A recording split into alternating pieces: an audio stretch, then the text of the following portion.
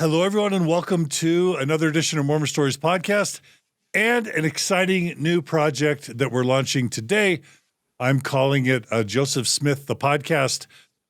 Today, we are going to be launching what I hope to be a new weekly podcast, kind of in the same vein as the LDS discussion series or the series with Dr. Matthew Harris on Second Class Saints. Where we are going to, it's all being released as part of the Mormon Stories podcast, but it will also be released as its own podcast, Joseph Smith, the podcast. And, for a long, long time, people have been interested in the life of Joseph Smith, and we've done infinite episodes on Mormon Stories about Joseph Smith, and other podcasts cover Joseph Smith. But what the world doesn't have is a dedicated podcast focusing on the life and the history and the truth claims and the controversy of Joseph Smith, the founding prophet of what is now named the Church of Jesus Christ of Latter-day Saints. So that's what we're launching. And it's anticipated to be an interview and or a panel format. Again, just like the LDS discussion series or the series with Dr. Matt Harris. I've decided for the inaugural, first at least 10, if not more, episodes of Joseph Smith, the podcast, we're going to be covering a brand new book that is about to be released. It's by Yale University Press. It's a brand new biography of Joseph Smith, and it's called Joseph Smith, The Rise and Fall of an American Prophet by Dr. John G. Turner, who is also the author of a really well-received and fascinating biography on Brigham Young.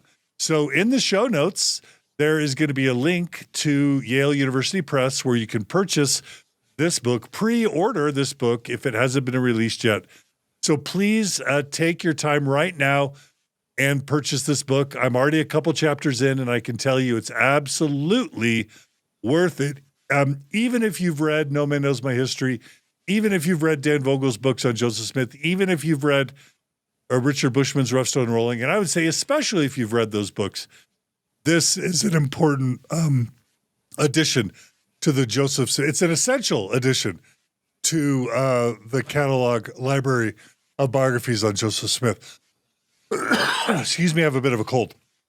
In addition, I want to say that this is a pilot podcast series because the only way that we are going to be able to continue this podcast past the first few episodes is if you step up and become a donor to the series, just like with, again, the Matt Harris series or the John Larson series or LDS discussions. The way that you do that is you go to donorbox.org/Joseph Smith and sign up to become a monthly donor. We've committed to Dr. Turner, John, that for as long as he's participating in this podcast, we're going to pay him half of all your donations, and then half will go to my time and to all the production expenses for producing a podcast. And so you can know that you're donating to a nonprofit, that the author, the creator, the researcher is going to benefit heavily from your donations. And we, of course, that will also help make this podcast sustainable. And we'll just continue this project, Joseph Smith, the podcast, for as long as there's interest or demand. Okay, so that's why we're doing a podcast on Joseph Smith. And I'll just add one more thing. Partly why I'm so excited to have John Turner on the podcast is that, in my opinion, he follows an important tradition in Mormon Stories podcast. For those of you who remember the episodes I did with Dr. Michael Coe, the Yale anthropologist who was willing to share his expertise on Book of Mormon historicity and Mesoamerican archaeology. In my opinion, that's one of the most important series I've ever done on Mormon Stories to this date, with over 2,000 episodes now recorded. And of course, the epic series with Egyptologist the late Dr. Robert Rittner, was an essential series as it related to Book of Abraham historicity. And so, there's nothing more than I love on Mormon Stories podcast than having outsiders, scholars who are reputable, who are committed to objectivity and neutrality and to all the values of their scholarship and their trade, just doing their best to analyze various aspects of Mormonism, calling balls and strikes, and willing to share with us their outsider view. So that's why I'm super excited to have John Turner on to kick off this podcast in this series. With this series, we want to do an even better job than we did with Matt Harris and with the LDS discussion series. We want to be as neutral and as objective as possible, while still, rooted in the archives, rooted in the history. Be able to give thoughtful analysis to Joseph Smith's truth claims, to his intentions, to his sincerity, and to balance all that with the goals of scholarship. So that's my stated intentions, and that's why I'm excited to have Dr. John Turner on Mormon Stories. So now, without any further ado, John Turner, and I should say welcome back to Mormon Stories, because I believe we've interviewed you before on Mormon Stories about your Brigham Young biography. Do I have that right? It was many moons ago, John. So that was 12 or 13 years ago, which seems like half a lifetime. And if I remember right, we recorded it once and the recording got botched and we had to re-record a second interview, which really bummed me out at the time. Yeah, but it probably gave me a chance to, avoid the stupid things I said the first time around and to do it better. So that's okay. Hopefully we won't do that this time, though. Absolutely. We've got better systems now. All right. Well, John Turner, you were able to hear that long intro. I think it's important to kick off the series with some intentions, and of course, to get people to buy your book and to request financial support for the series, because we believe scholars should be paid better than they're paid. But what would you like to add, edit, or remove from my introduction? Because I want you to have strong input and editorial control over what we talk about today. I guess the only thing I'd add is almost everything about Joseph Smith's life is full of controversy, and they're not just two opinions about any of those subjects. There are lots of them, and I'm excited to share my interpretation of Joseph Smith. One of the things I love about history, and honestly about Mormon history in particular, is that it's a really accessible discipline. And there are now so many sources that are available and easily accessible about Joseph Smith's life. And I love chatting with people about this subject. And so I'm excited to chat with you. I also encourage your listeners, if you have opinions, if you have questions, I know they know how to get in touch with you, John, but I'm not too hard to track down either. And I welcome hearing from your audience and, engaging with them. Do you want to read off your email? Is that too weird? Or would you rather just put it in the show notes? That's totally fine. It's jgturner52@gmail.com. But also, if people just Google John Turner, George Mason, they could find me. They can't really find me on social media, so they got to find me by email or in person. Oh, well, that answers one of the next questions I was going to ask, which was to have you just tell us a little bit about your background and then how you got into Mormon studies. Can we start there? Sure. I mean, right. It's the least interesting thing we're going to talk about, but if you want to inflict that on people, that's fine. So I guess I'll connect my background to Mormon history in a very small but significant geographic way. So I grew up outside of Rochester, New York. So I like to say about 45 minutes from where all of this got started. And, the interesting thing is, growing up there, I never learned anything about Joseph Smith or the church that he founded. And it really wasn't until I got to graduate school at the University of Notre Dame where Mormon history really got on my radar screen. I had some graduate school classmates who are Latter-day Saints, people like Patrick Mason and Matt Grow. And simply getting to know them got me curious. Studying the history of religion in the United States, also it's hard not to get a little captivated by the 19th century story of Mormonism. And that wasn't what I researched and wrote about as a PhD student. But then afterwards, when I was trying to figure out what I wanted to do for a second project, I was interested in the intersection of Mormonism and conservative politics in the United States. And it was about 2007. And so that would have been a really smart project. But I thought if I was going to write about this tradition, I needed to understand its 19th century history. And I simply started reading everything I could find. And I read some existing biographies of of Brigham Young, found him just a remarkably intriguing figure.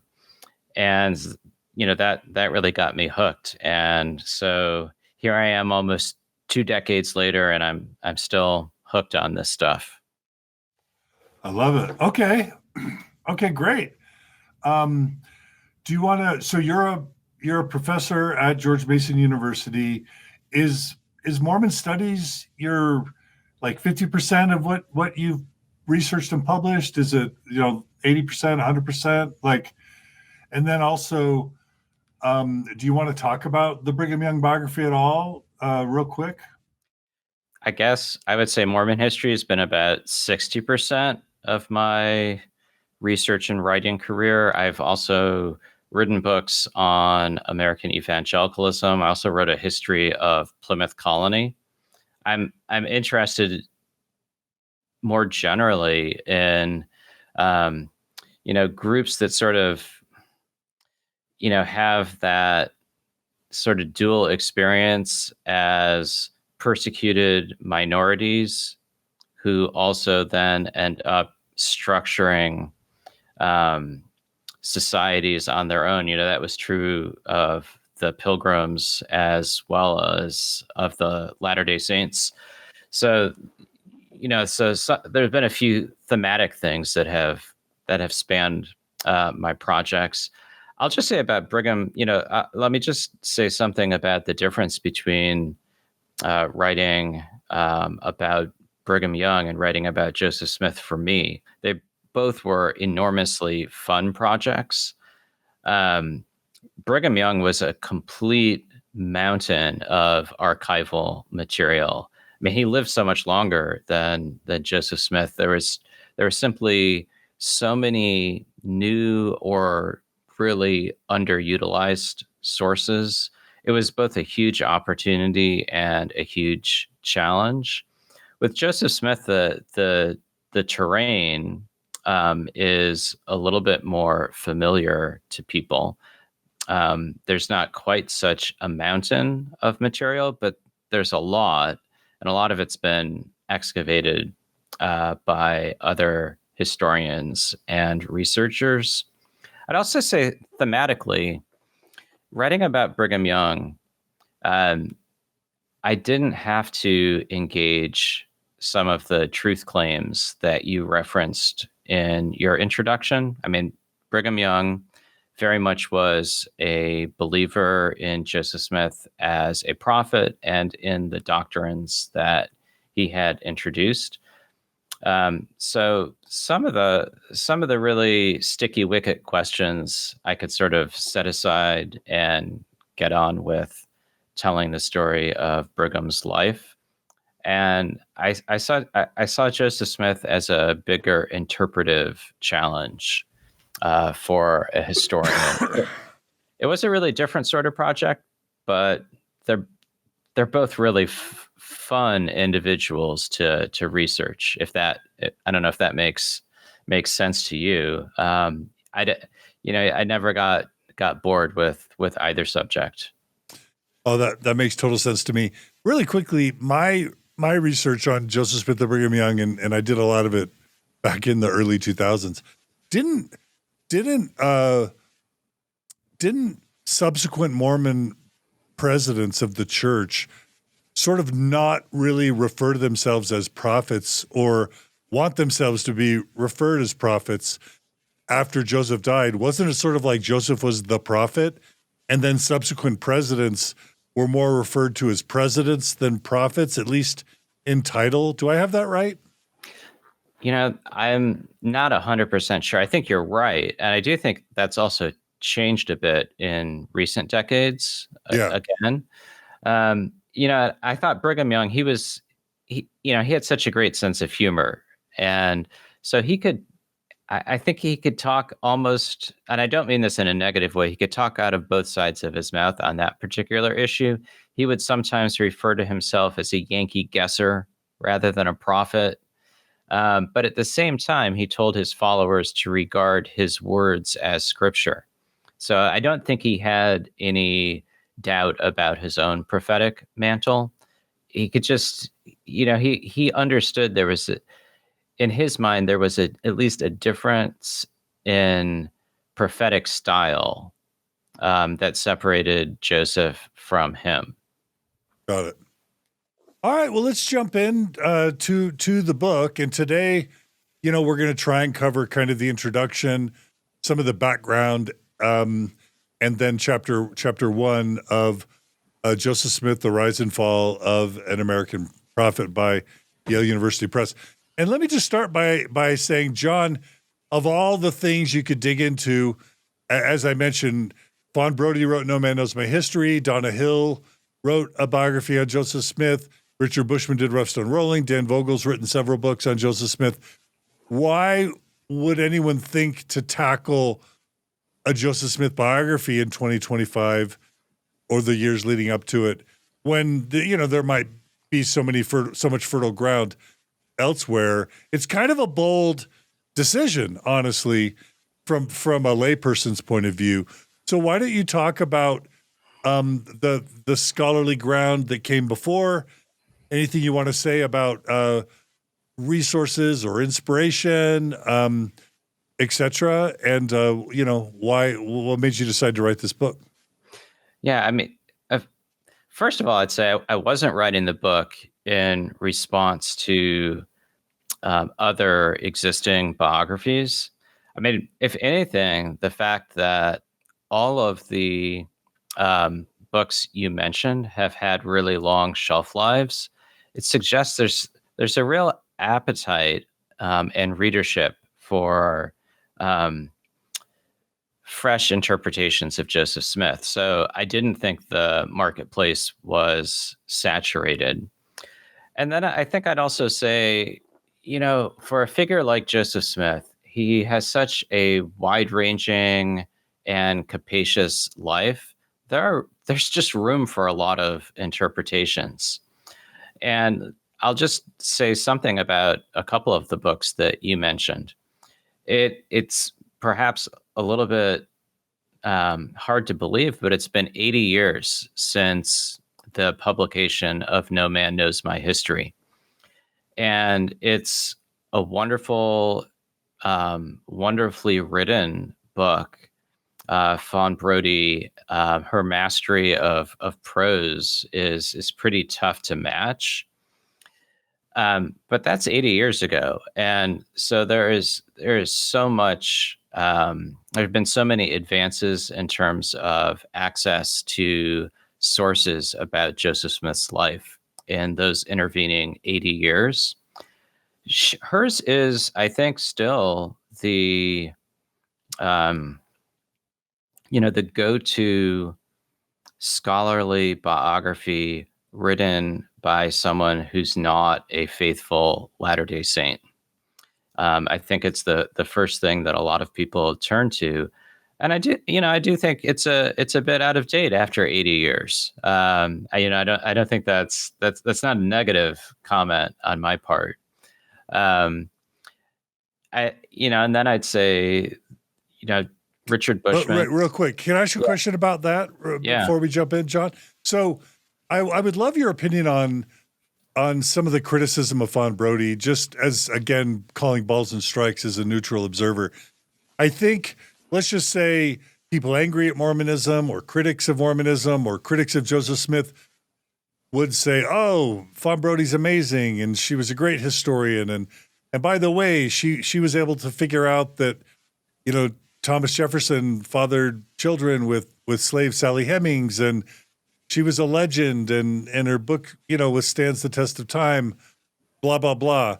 And then, of course, critics, the Mormon Church and apologists for, including Hugh Nibley for many, many years would say, oh, she was biased and she had an axe to grind. And the psychobiography stuff is garbage because she tried to, psychoanalyze Joseph Smith with Freudian analysis. And, she was an inaccurate scholar, and her scholarship was kind of trash and biased and that sort of thing as an anti-Mormon. How would you call balls and strikes on either of those sort of perspectives on Fawn Brodie? Sure. So that's a great question. So yeah, Hugh Nibley, no ma'am, that's not history. I mean, that's first of all, that's a really condescending negative review. So I would say that some of the things that Fawn Brodie concluded really have stood the test of time. So she was writing really about the time that most people abandoned the Spalding thesis about the Book of Mormon. So, I mean, I think she, in a way, she could be a very careful historian. I think the reality is she, people talk about the access that she got to church records for being David O. McKay's niece. But the reality is there were so many things she didn't have access to. So, in the second edition of her book, I think she's able to write about the earlier 1832, partly handwritten history that Joseph Smith pens. I mean, that's something she didn't have access to when she first wrote "No Man Knows My History." So she had some real obstacles and handicaps. That's the first thing I would stress. I'm not a huge fan of either, psychological diagnosis or even sometimes medical diagnosis, 150, 200 years after somebody's lifetime. So, I share some concerns about that. I think also another area in which we simply know a lot more than she did is we know a lot more about Joseph Smith's practice of plural marriage. That's something that has been increasingly well documented in recent decades, to the point where historians and other scholars they don't have to depend as much on rumor. There are just a lot of documents that one can cite. And so I think that's another area in which her account is necessarily limited. Love it. Okay, cool. Okay, were you going to go to Rough Stone Rolling next? Is that right? I was going to go to Rough Stone Rolling. Okay, yeah. And, I don't know. I mean, you'll get a sense of my maybe my personality or just my approach here, John. I'm a big admirer of both Fawn Brodie and Richard Bushman. I mean, it's not easy writing a biography of Joseph Smith. So, I see a lot more to admire in both cases, despite the very different vantage points. So, unlike Fawn Brodie, Richard Bushman had tremendous access And in many instances, access to documents that then later became publicly available and annotated through the Joseph Smith Papers Project. So the obstacles and handicaps that Fawn Brodie had, Richard Bushman didn't have. So his biography is very much up to date in terms of sources. And I would also say that one of the great strengths of Rough Stone Rolling is Bushman's ability to situate Joseph Smith in his early 19th century religious and cultural context. I mean, that was, Richard Bushman's background as a historian. I mean, first of all, he worked in an earlier time period, but he was very attuned to the culture of early 19th century America. So his biography is very much expert in that sense. And he's a very different sort of writer than Fawn Brodie, but he's also an outstanding narrator. So again, I think there's a lot to admire. So I'll just mention two areas in which my own approach is a bit different, or maybe three areas. Richard Bushman's very upfront about the fact that he is a believing Latter-day Saint and privileges evidence from those individuals who were closest to Joseph and believed in his identity as a prophet. So that's not my background, and so my approach is a bit different. Secondly, Rough Stone Rolling's a long book, right? It's, I don't know, 550 pages, something like that. I, from the start, wanted to write something that was shorter, that I thought in its pacing reflected Joseph Smith's own kinetic approach to life.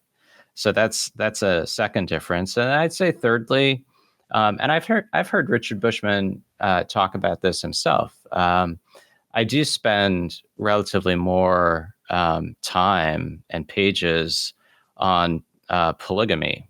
I think that's something for which there's a lot of evidence and a lot to say about it, and I do more of that than Bushman. Got it. Okay. If somebody, again, obviously Richard Bushman is a Harvard, Columbia level historian, and so, I haven't really heard credible attacks against his scholarship, although I have heard from the critical, or the, let's just say, ex-Mormon or critical Joseph Smith side, people, and maybe even myself at times, sort of say Bushman's a little more apologetic than we would want for a scholar at his level. I understand that he sort of prefaces the book by saying that he is a believer and so forth. But what would you say to the accusation that some levy that Bushman is more apologetic than they would like for a scholar? Yeah, I mean, I think that's true. I will say, I think there are portions of Rough Stone Rolling where that's more evident than others. For instance, I think the chapter on the Book of Mormon, I would put into that category. I also, perhaps the discussion of plural marriage as well. I mean, I don't tend to see apologetics as a dirty word or absolutely antithetical to good scholarship. What I think is important, and I think Richard Bushman's very forthright about this, is you've got to be transparent about where you're coming from, and that helps people assess your interpretation of the evidence. And so he is writing from a particular point of view, as was Fawn Brodie, as am I.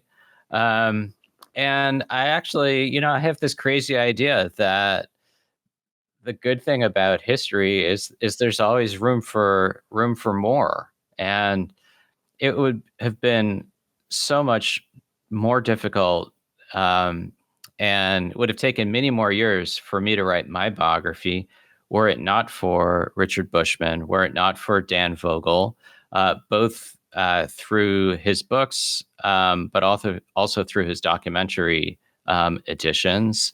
And there are a lot of other examples as well. So I think we get a little bit closer to the truth, if you will, through a clash of perspectives, and different readings of evidence, and that helps all of us think through that evidence more fully, because we all miss things, we all overlook things, maybe sometimes we leave out things, but oftentimes nobody can fully survey the landscape on his or her own. So I think that's a great thing about the discipline of history.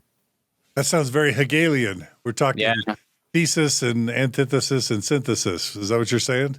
Yeah, so, I mean, something like that. I think it's not as tidy, right?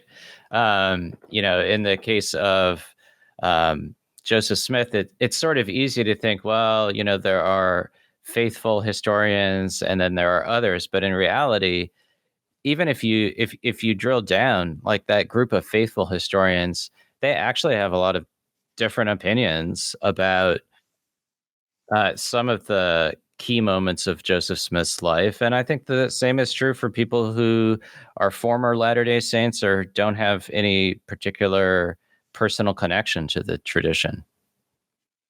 Well, just because Dan Vogel is a friend of the show, he's been on Mormon Stories a lot, and he's done a lot of work.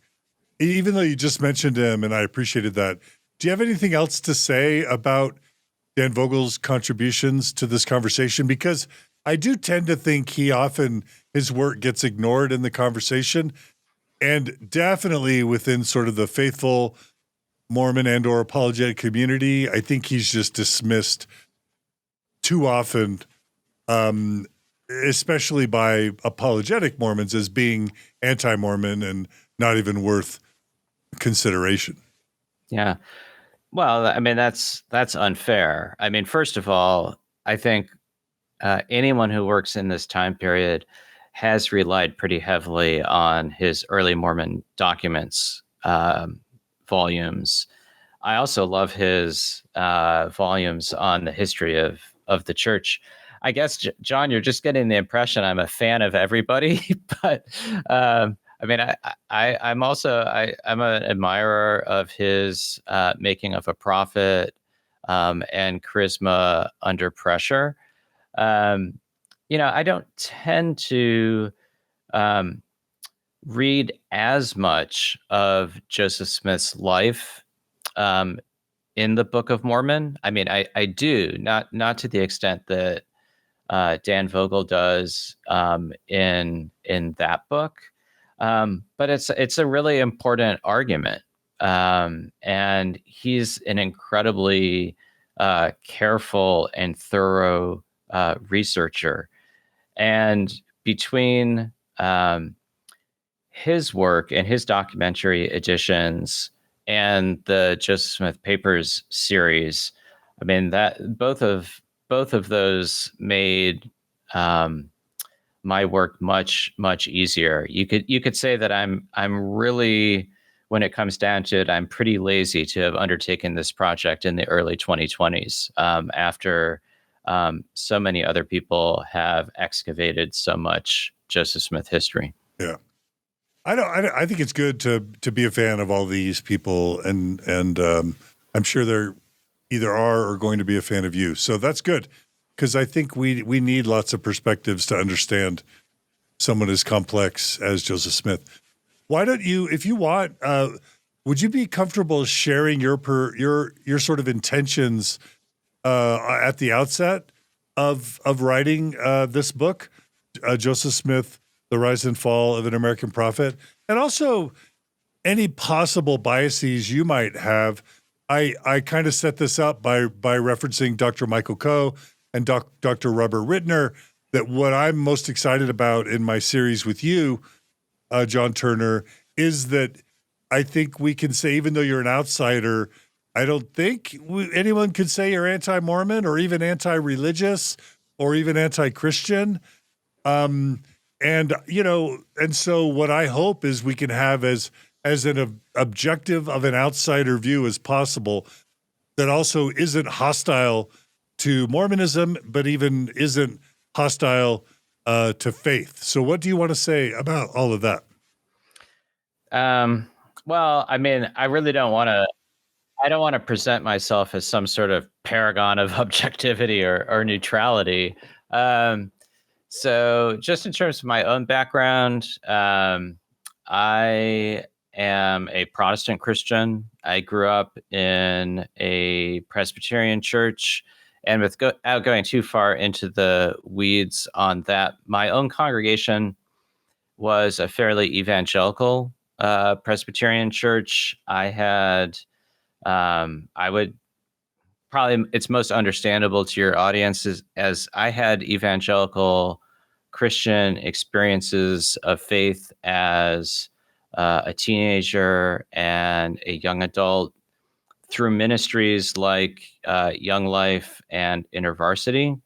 I think I used to be more conservative and even a little evangelistic in that branch of Christianity. I still belong to a Presbyterian congregation in Northern Virginia that really leans more progressive than evangelical. I really think of myself as sort of straddling mainline progressive and evangelical Protestantism. So all of that you could say is I'm not necessarily objective or neutral, because if everything that Joseph Smith claims to be true is true, then I probably should switch churches, and I haven't.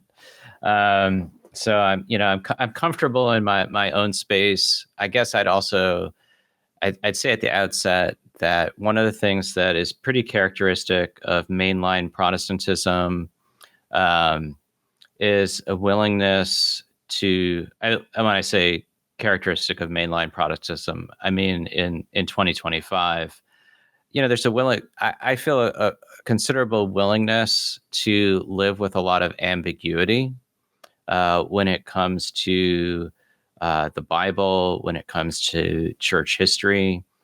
And that's not necessarily the way that a lot of either faithful or former Latter-day Saints have approached Mormon history.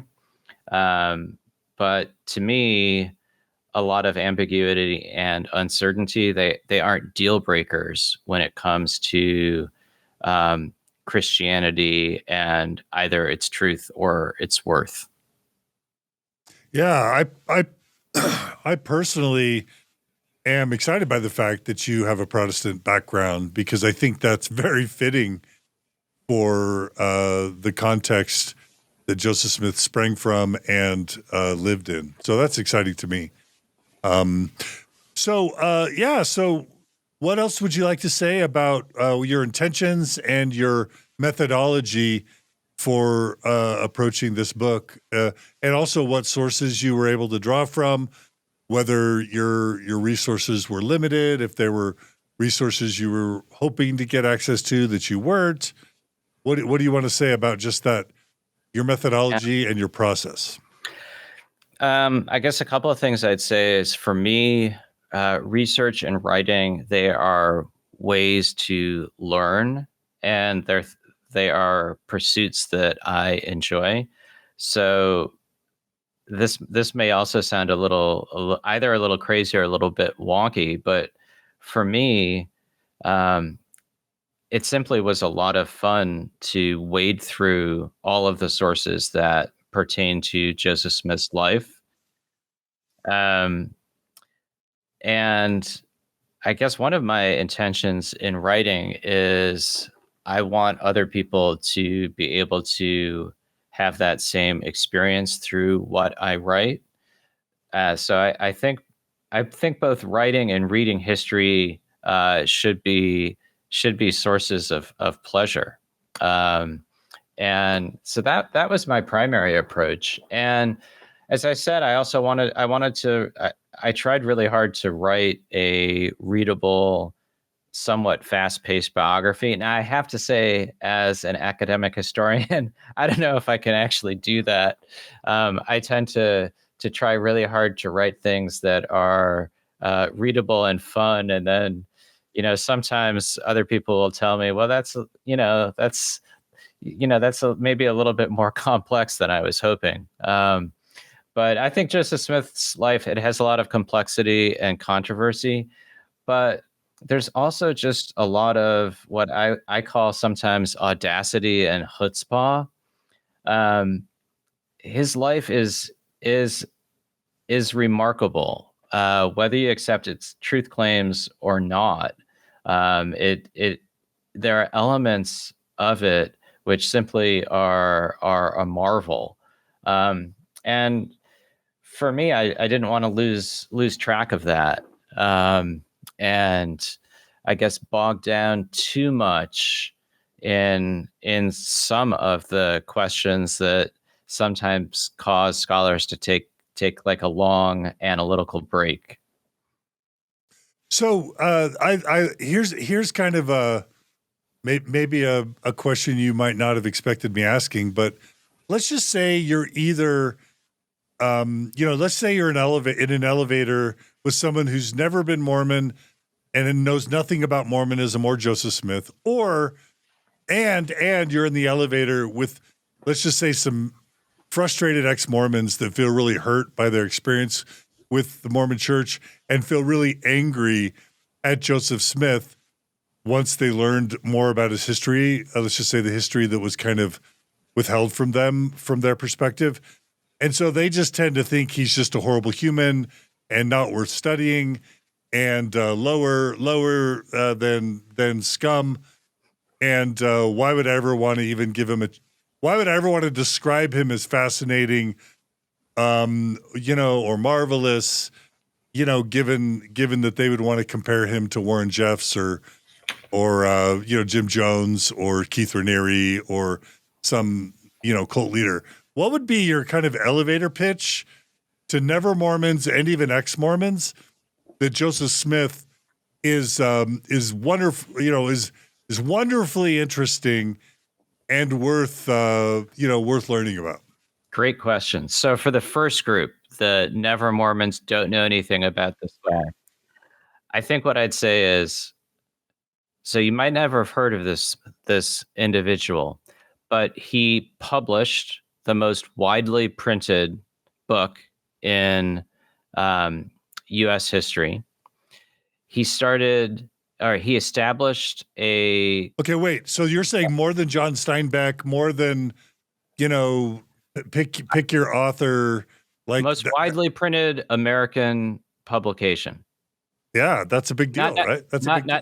Not necessarily, I don't know about widely read, but it'd be up there at least, for sure. So an incredibly influential piece of American literature.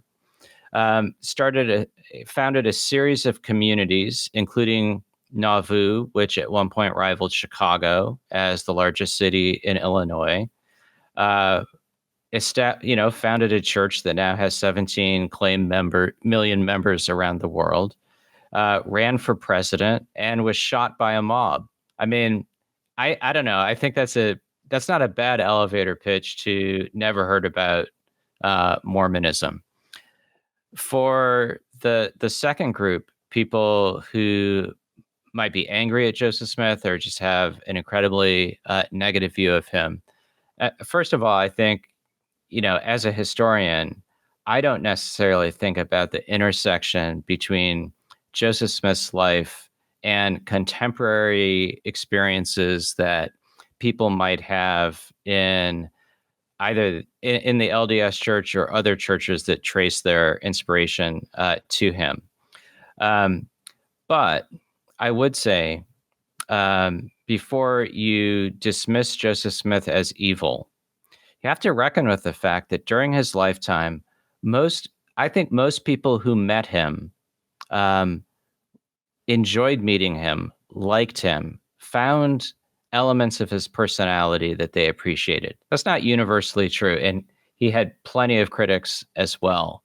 Um, but he definitely had aspects to his personality that were really positive. Hospitality, physicality, mirthfulness, sense of humor. I think he also had an ability, an unusually pronounced ability to address questions that mattered deeply to um, the people of the United States from the late 1820s through the early 1840s. Baptism for the dead is a good example of that. When Joseph Smith introduced that teaching, I mean, other, non-Mormons found it totally laughable and enjoyed thoroughly mocking it. You can find lots of examples in newspapers. But his own people relished that teaching from the get-go, and it spoke to some deep anxieties and human needs that they had. And so I think we have to do, sometimes you hear references to like a warts and all biography. Usually that means only warts. I mean, I really believe in the warts and all. That, yeah, I think Joseph Smith had significant flaws and also significant strengths. Love it. Okay.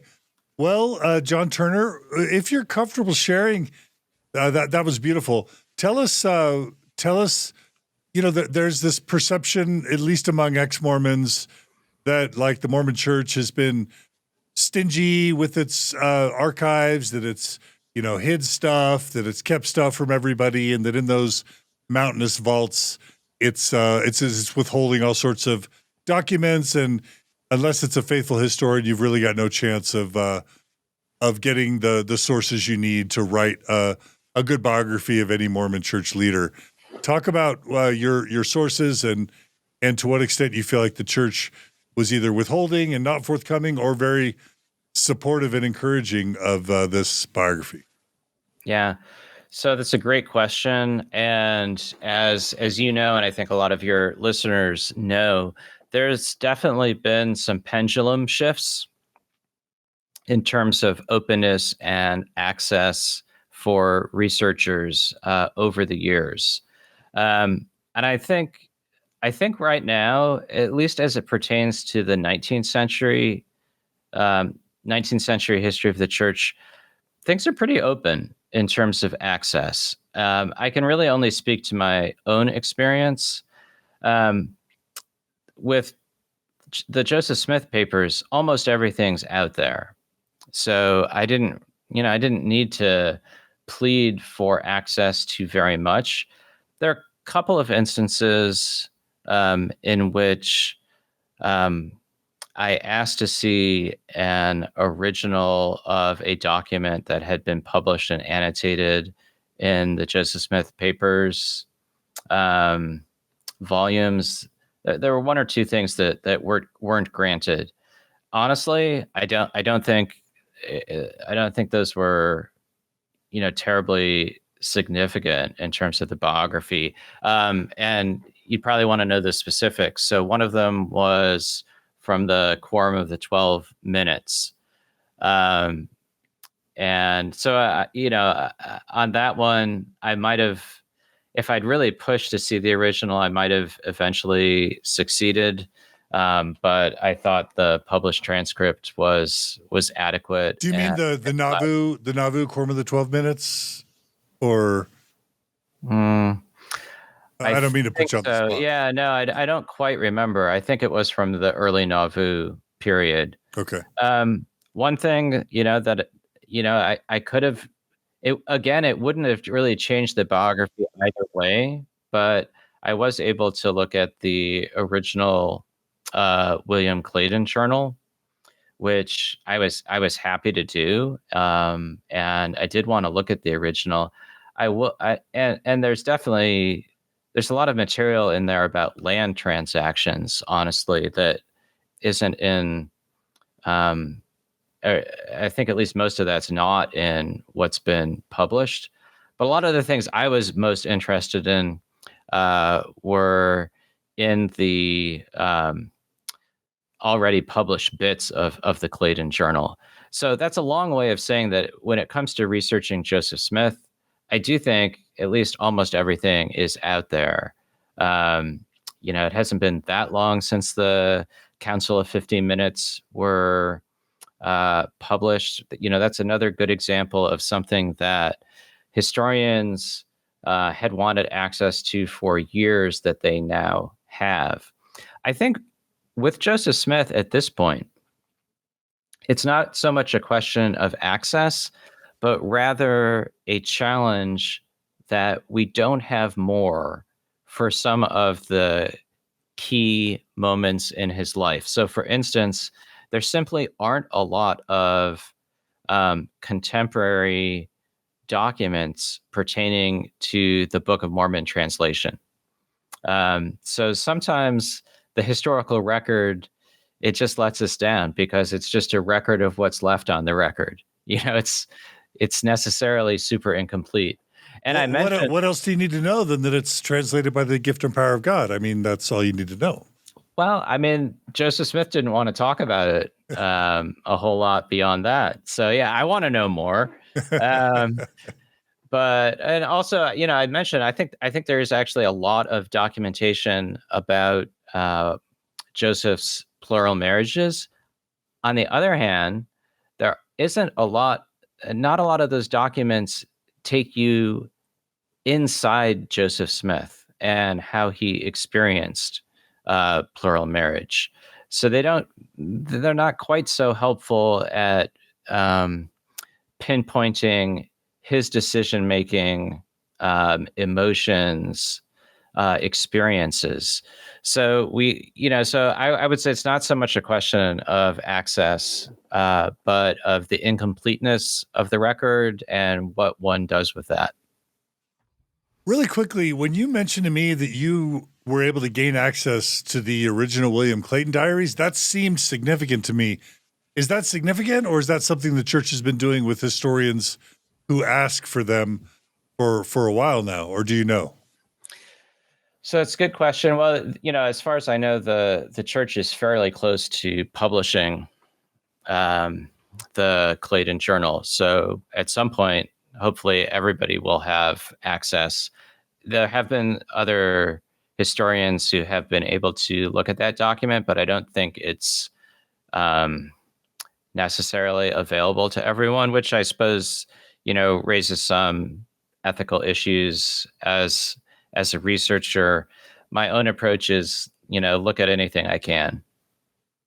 Yeah, makes sense. All right, I have a hard question that you may or may not feel comfortable answering or answering fully candidly, but I have to ask it.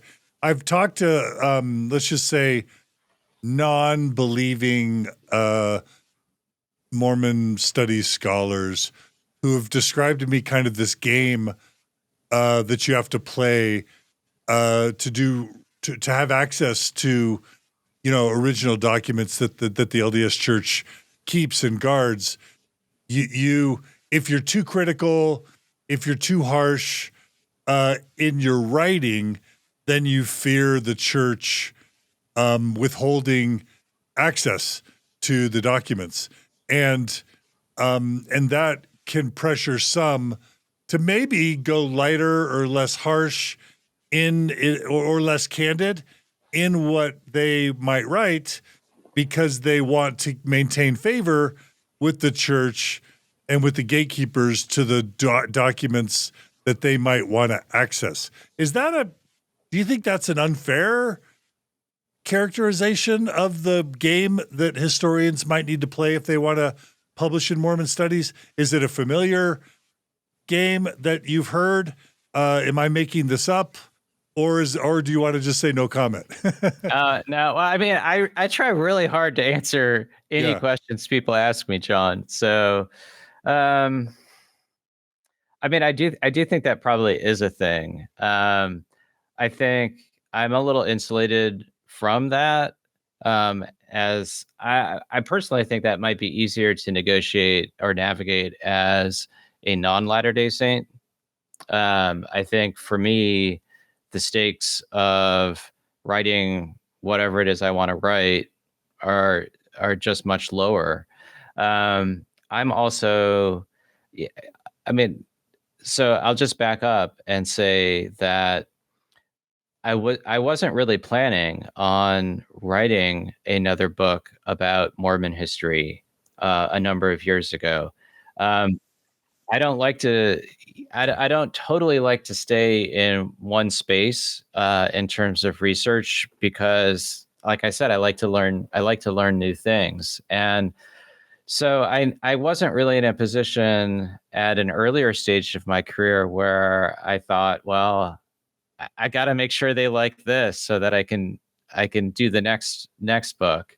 And this time around, I really don't have any aspirations of writing an additional book on a subject that would require access to church archives. So I don't know. I mean, I have felt like, yeah, I've had more so with Brigham Young. That was a little bit more of a process of patient negotiation and repeated requests for things. Um, this time around, I just really didn't have to do much of that. And so that that was a good space to be in. I also would say it's a lot harder for historians who are working on say the 20th century history of the church. So the later you get chronologically, I think the discussions about access are harder. Um, I think when you're in the earlier periods, it's a little bit easier. I didn't get turned down on a lot of things for Brigham Young. And so I don't know. Maybe I just ask really winsomely. I don't know.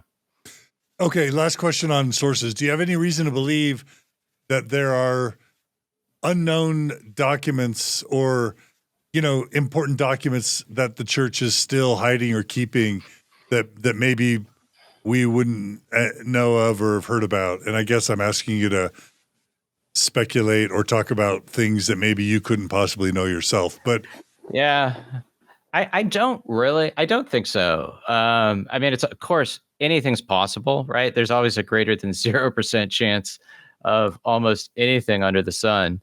But I would say, if you think about the Joseph Smith Papers Project, um, I find it a little bit hard to believe that the church would spend millions of dollars on an edition of all of the papers of, I guess, created by or overseen by Joseph Smith, and then have a bunch of stuff in the vault that comes out in 20 or 30 years and totally discredits its own project.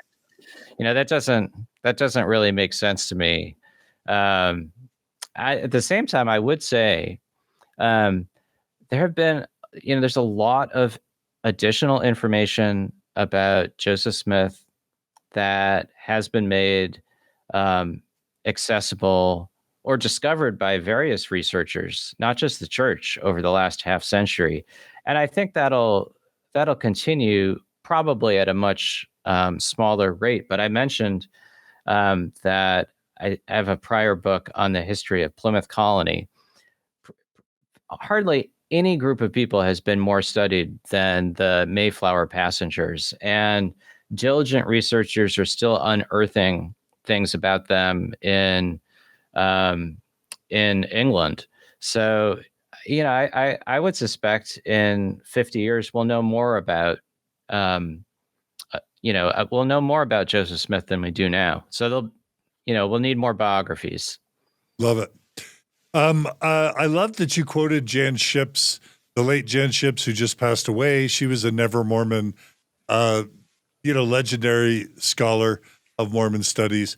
Do you mind, especially this is more for the believing Latter-day Saints who might stumble on this podcast, But let's just say across the spectrum, I noticed that you thank several scholars whose names are familiar to me, but it might be useful for people to know that you did. I don't know if they reviewed the manuscripts or just provided input, but you've you were in touch and thanked all sorts of Mormon scholars, as I understand it, in your creation of this book, all along the believer or faith spectrum. Is that right?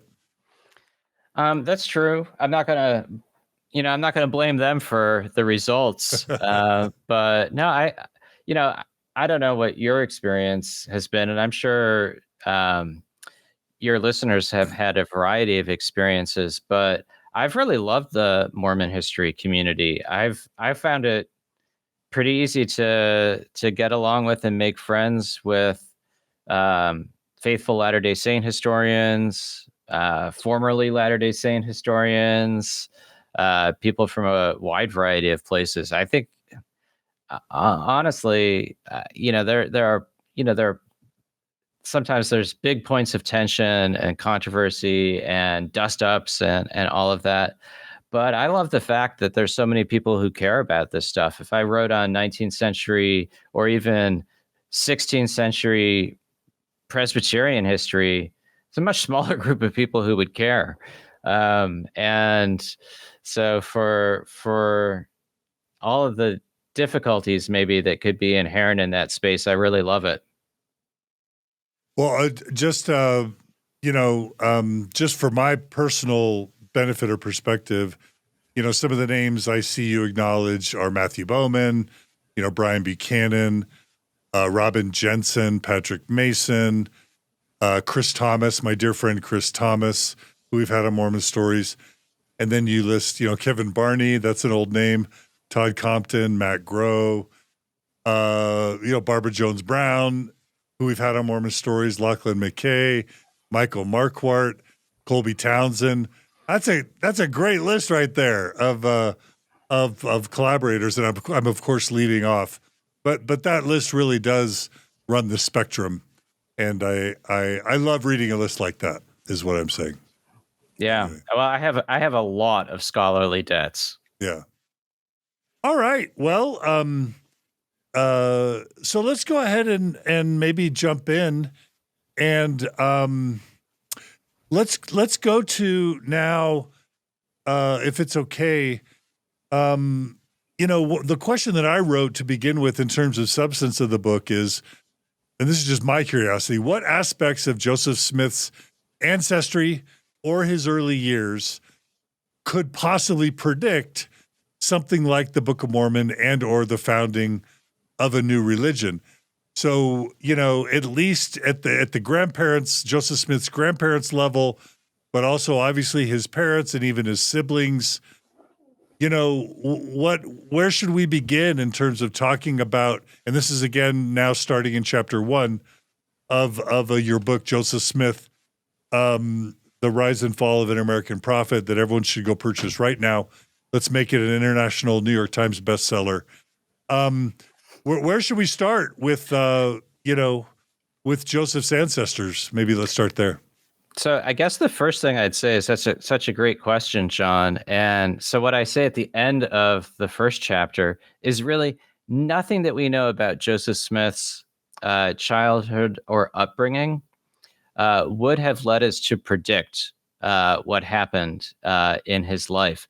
He doesn't seem to have had an incredibly remarkable child. He doesn't, in his own reminiscences and histories and sermons, he doesn't talk a lot about his upbringing and childhood. So let me mention a few things that stand out, and some of them connect more to his later prophetic career than others.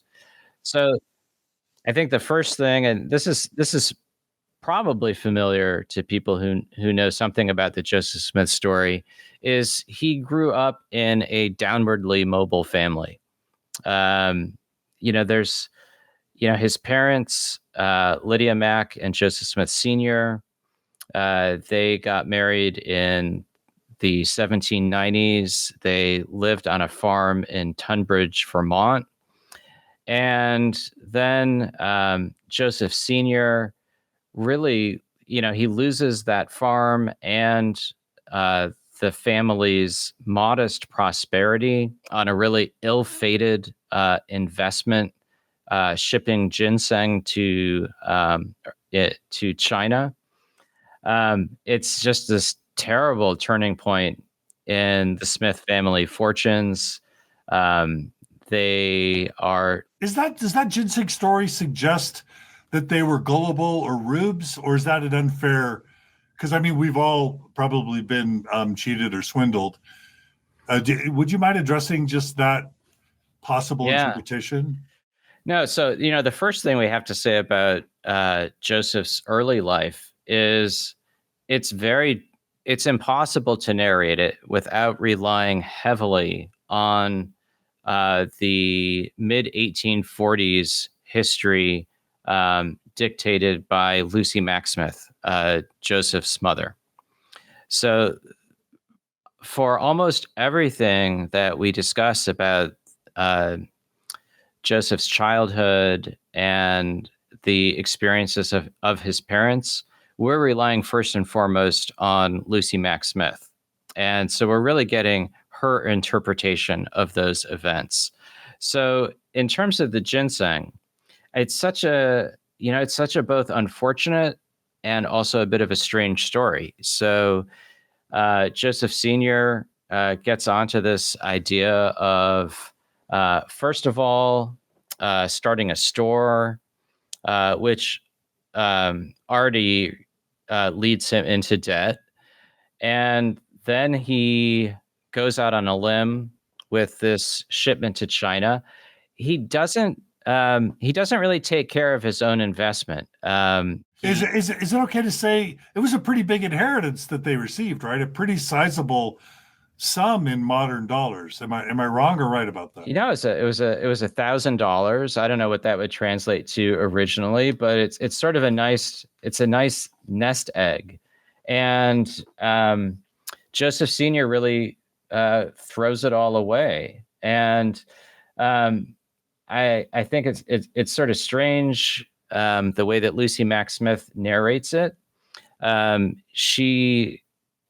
she narrates is that they've been swindled.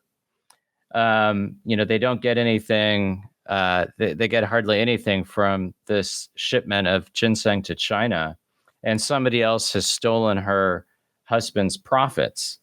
Now, it would have been easy for her to say, well, it turns out this was a really bad idea. We should have stayed on our land. We shouldn't have undertaken such a risky proposition, or my husband shouldn't have undertaken such a risky proposition. But her account doesn't have that sort of self-reflectiveness about it. And I actually see echoes of that in Joseph's adult life. I mean, he very much was a risk taker. Some of those risks really pay off and some of them don't. When they don't pay off, he doesn't tend to stop, take stock, express regret, and alter his approach. He tends to just push forward. But I think his parents must have regretted that financial misstep for if not the rest of their lives, at least into the 1830s. I mean, it was such a stark turning point. Yeah. Julia is, she's behind the scenes working kind of as a producer. She and I both Googled what $1,000 would have been worth back in the 1820s. And we both came up with around $25,000. So that's our attempt at evaluating that sum. Julie and I both were surprised by the comment you made, John Turner, that nothing in Joseph's history might have predicted, the Book of Mormon or Joseph Smith's founding. Julia mentions a quote by Asaph Smith, and I don't know if this is accurate, but it's something like, quote, Asel always knew that God was going to raise up some branch of his family to be a great benefit to mankind. But before you answer that, I was really, really struck by the passage in your book where you talk about, Asel Smith's views on organized religion. My sense is that, again, Joseph Smith's paternal grandfather, Asel Smith, wasn't a big fan of organized religion, that he was more of a Unitarian Universalist in today's, framing. And I love the story, which I think I'd read before, but maybe I hadn't, that when Asel Smith, Joseph's paternal grandfather, found out that the Smith family was flirting with converting to, I don't know if it was Methodists or Presbyterians, that he shows up in the Smith family home with Thomas Paine's An Age of Reason. And I paid attention to that because my friend Wayne Sermon, who's the lead guitarist for Imagine Dragons, he once gave a talk at a Thrive conference where he talked about how ahead of his time Thomas Paine was in terms of sort of being a critic of not just organized religion, but of the Bible and even of beliefs in God. And so I went and read The Age of Reason. It totally derailed me in a very delightful way from reading your book, because this is a fascinating book. But in it, he not only does sort of Dan McClellan or Bart Ehrman like historical analysis of the Old and New Testaments. I'm talking about Thomas Paine here. But he basically, tells people that organized religions are not good things, that this whole paradigm of believing in a prophet is always a second or a third or a fourth hand endeavor. So you shouldn't really be believing in someone's, claims about divine intervention. And it made me think, whoa, Asel was kind of cool. And if he dropped this book off in the Smith family home and they read it, then either they didn't read it or they weren't paying attention or they disagreed with it, because Joseph basically looked at whatever was said in this book and kind of did the opposite. So that's a long way of saying, tell us about Asel and what religious sensibilities he brought to the Smith home and to his son, Joseph Smith Sr. And I'm dying to know what Lucy thought of Asel. Yeah. So I know that's probably a lot of questions, but those are great questions, and you're totally right that The Age of Reason is super punchy, doesn't pull any punches, very much impugns the Bible and Christianity as fanciful, ridiculous, and dangerous. So one thing we know about Asel and Joseph Sr. is that in 1797, they declare their membership in a Universalist society in Tunbridge, Vermont. Now, Universalism is the belief that all individuals ultimately will be saved. So nobody's going to hell. Among themselves, Universalists had a lot of differences of opinion. Some of them thought there might be something like a purgatory, some temporary punishment, but essentially no hell. And also, by being a Universalist in the late 1700s, it meant you also didn't have to pay taxes to support the established Congregational church in Vermont or in your local town. So there could have been that additional motivation as well. One thing I find interesting about Joseph Sr., and I know your question was about Asel, is Joseph Sr. is not thoroughly convinced by universalism, at least if Lucy Mack Smith's accounts of her husband's spiritual anxieties are to be believed. So she records these dreams and visions that he has in which he's going to be shut out of eternal life. That he can't, he rushes to the door of a meeting house, and I think perhaps out of the hope of encountering Jesus Christ within, and the door slams shut and he feels his flesh withering, and finally he gets in. So I think both Lucy and Joseph Sr., they do have these pretty intense Christian anxieties. Lucy very much wants to have some sort of conversion experience that will allow her to have spiritual assurance. That's why she's going to these Methodist meetings. Interestingly, Joseph Sr. listens to Asel. He tells Lucy to stop going to those meetings. So the way I think about the Smith family, especially Joseph Sr. and Lucy Mack Smith, and this is something that Dan Vogel's written quite a lot about, as well as other historians. They very much are Christian seekers. These are people who they don't take Thomas Paine's approach to the Bible. They read the Bible, they know the Bible, they pray, they want to have some experience of Jesus Christ, but they stand apart from the churches that surround them.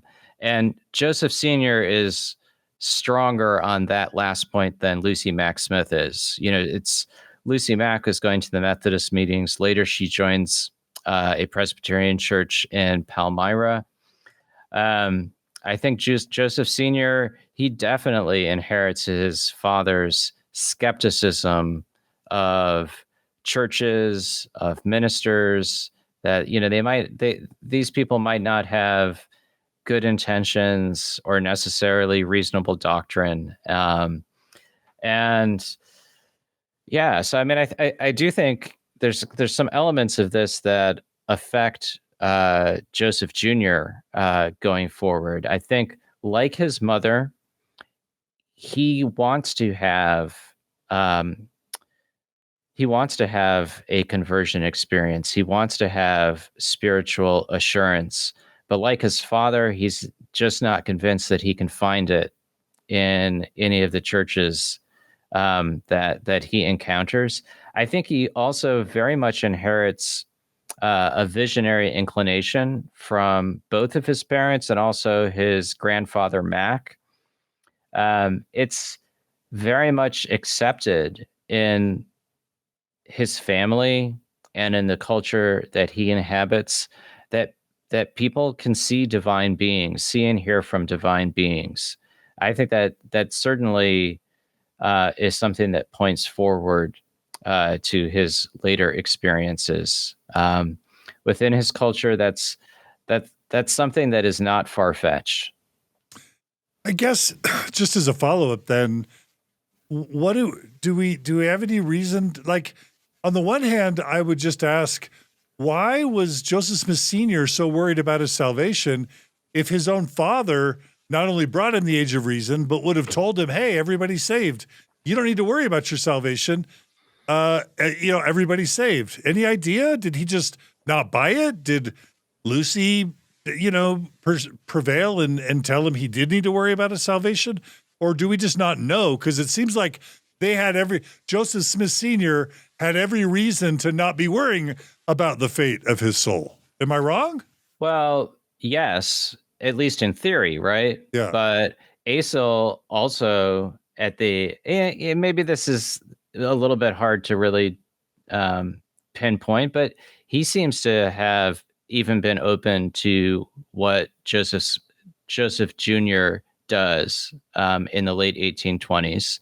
So we don't necessarily know all the ins and outs of his own religious mentality. Joseph Sr., so it's quite possible for people to be pulled and pushed in different directions, right? He could be influenced by his father, maybe especially not wanting to pay taxes, right? You don't want taxes are usually universal. So if you can get out of that, that's good.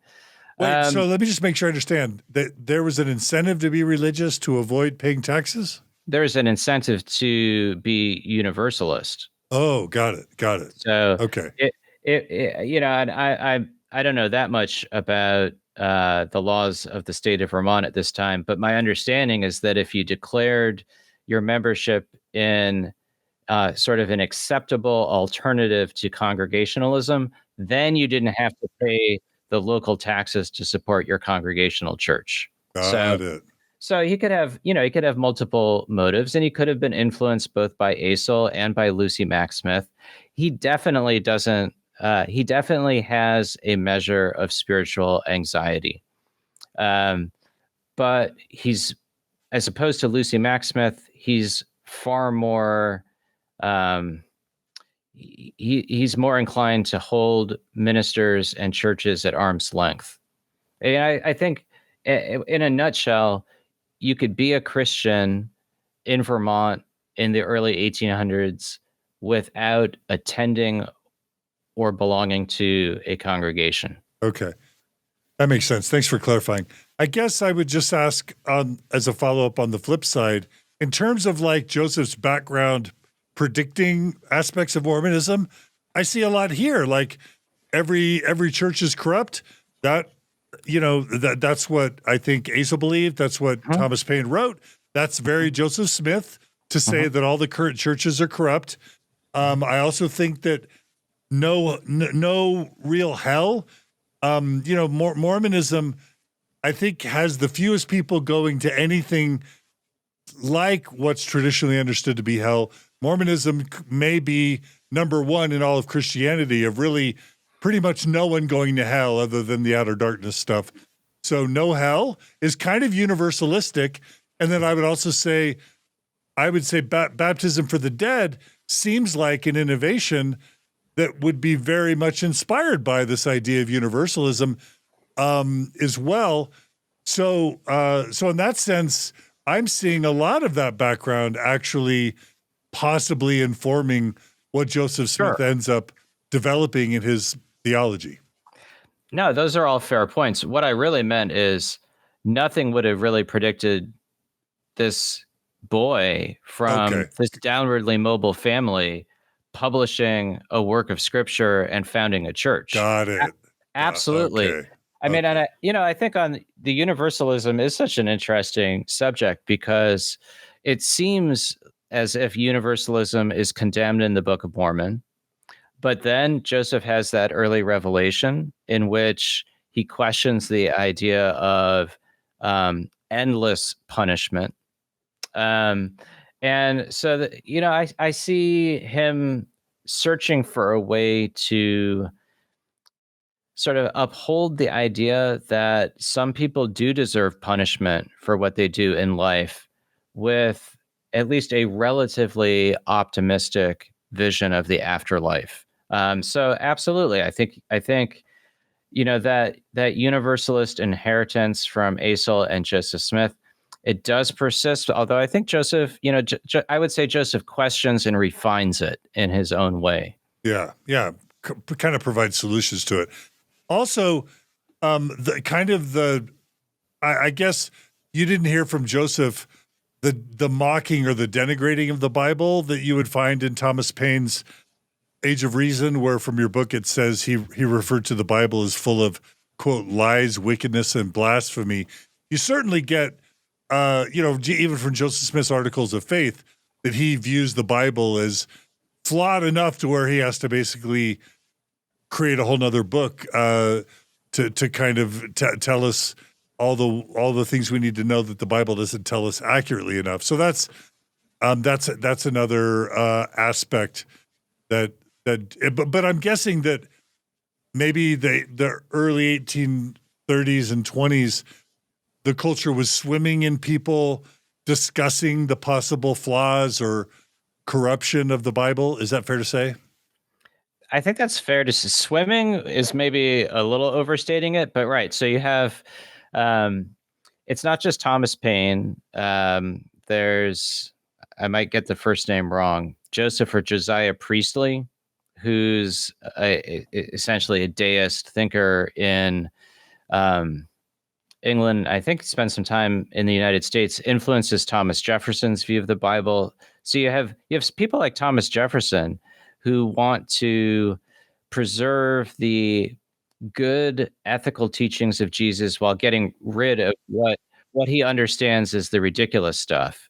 So that's very different than Thomas Paine. I mean, Jefferson and Paine were friends, but Paine essentially regards the Bible as, mostly ridiculous and not not of value, right?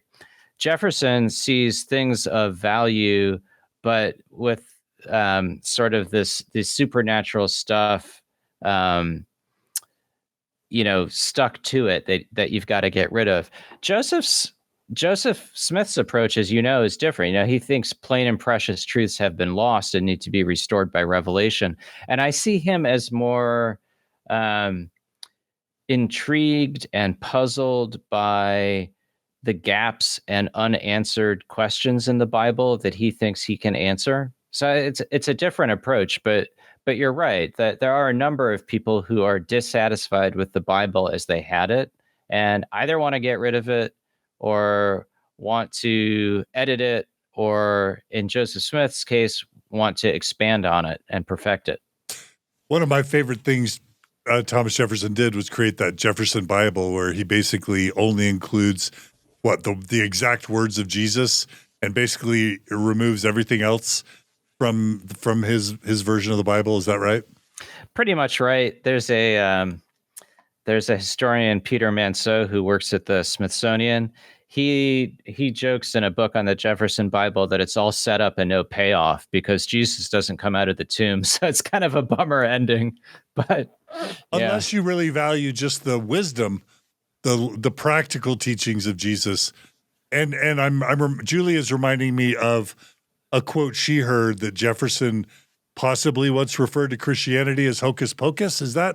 Was he a believing Christian? Or I know I've heard many of the U.S. founding fathers referred to as, I think you pronounce it deist. I've always deists. Yeah. Yeah. So Jefferson is such a interesting character because, like I would say again, unlike Paine, he sees a lot of value in the Bible, specifically in the teachings of Jesus, and so he's not a mocker. I don't know about the hocus pocus. I mean, in general, Jefferson is not a mocker of Christianity. He doesn't believe in its revelatory or supernatural basis. But I think Jefferson would have thought of himself as a Christian, just not in the way that, say, Billy Graham would have thought of a Christian, if that makes sense. Got it. Well, Julie is sharing with me some quotes about or from Thomas Jefferson. We'll include it in the show notes. There's even a quotation there, something like the Christian God is a three-headed monster, but I don't want to go down a rat hole. So we'll just refer our viewers and listeners to the show notes if they want to dig further, unless you wanted to respond to that. No, I just say Joseph Smith jokes that he has a similar joke along those lines that the Trinitarian God is sort of like a giant, doesn't make any sense. So, okay. That's kind of a criticism maybe on Trinitarianism a little bit. Yeah. Okay. Let's discuss, if it's okay, kind of the visionary disposition of the Smith family. You've referred already maybe to some of the visions of Joseph Smith Sr., but on pages, 11, 12, you talk about the visionary nature of Joseph's parents, and I would even say it might be worth discussing just the visionary nature of the culture. Obviously, we're going to get to the first vision, and one of the things people who, end up losing faith in Mormonism learn is that Joseph's claims of visions or the first vision, it was in no way unique to the time, that it was very common, not just for Joseph's parents to have a lot of visions, but just for all sorts of people to claim visits from God or Jesus. But so what do you want to say about the visionary culture, but also of Lucy and Joseph Smith Sr. specifically? Yeah, such a great question. And, a number of historians, I think, Richard Bushman, Christopher Jones, they've documented some parallel visions between those of Joseph and the Smith family and other Americans in the early 19th century. So, I mean, I would just say, I don't think it's not that Protestant Americans, say Methodists, Baptists, and others, it's not like people are seeing God the Father and Jesus Christ and communicating with them all the time. It's just that the border between heaven and earth is relatively porous, and visions aren't uncommon. So, just a couple of examples from the Smith family that I talk about in the book. Um, Lucy's father, Solomon Mack, he has a visionary conversion experience. I think that'd be the best way to put it.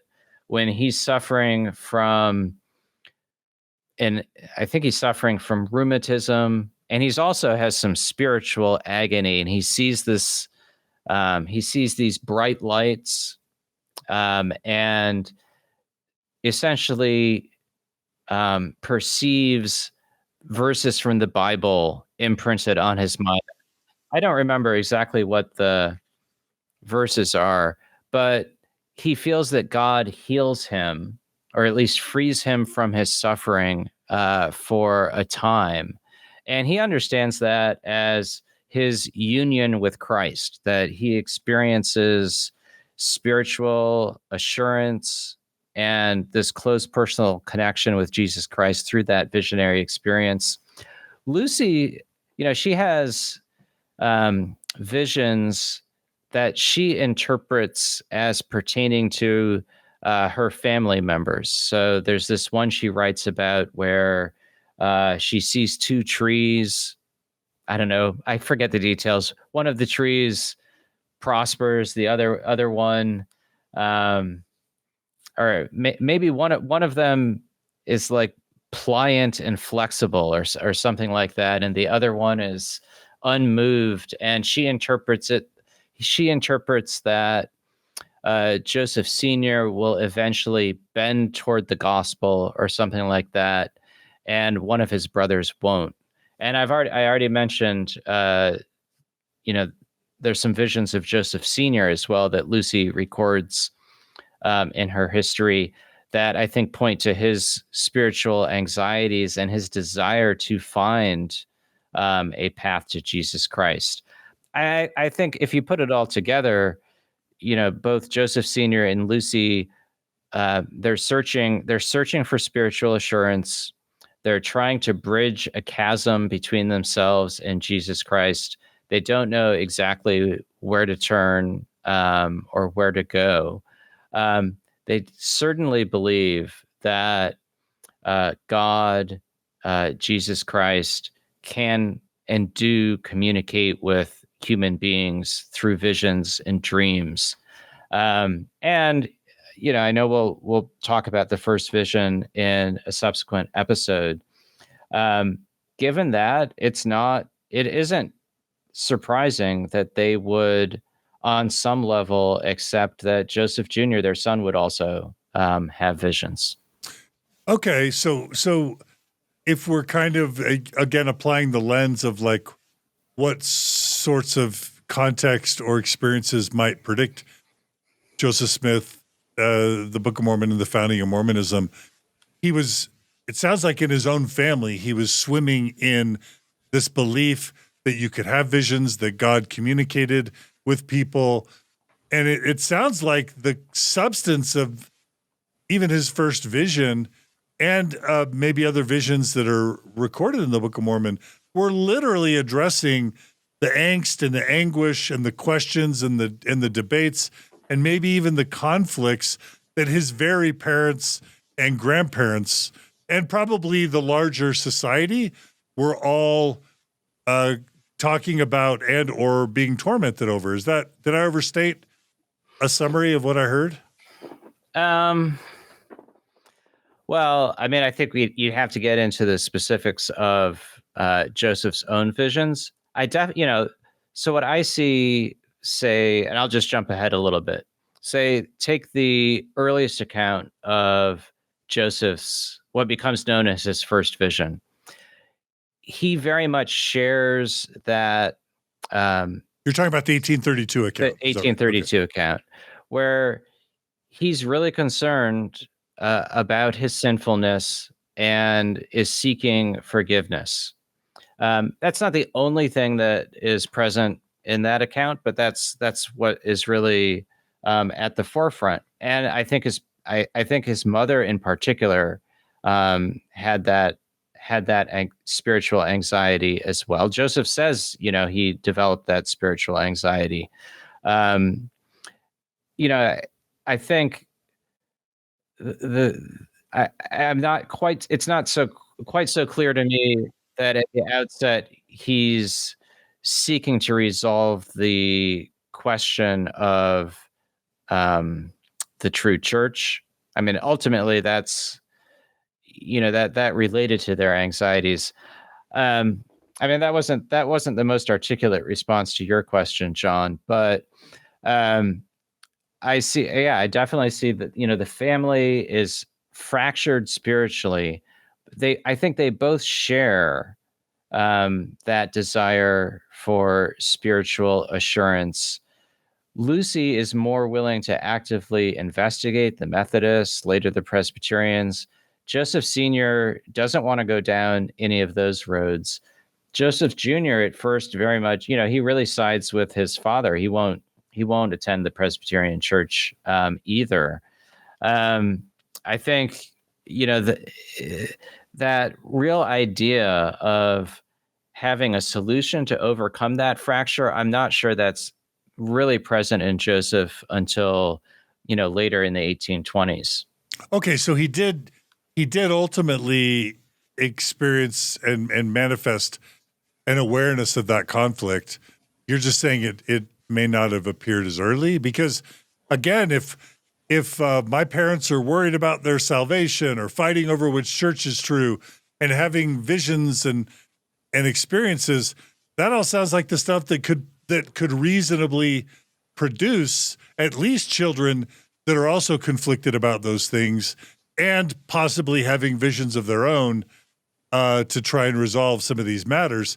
And in that sense, it's a context that it would make a lot of sense that amongst other children, a personality like Joseph Smith or a set of behaviors that Joseph Smith ends up assuming would sort of emerge from, to me.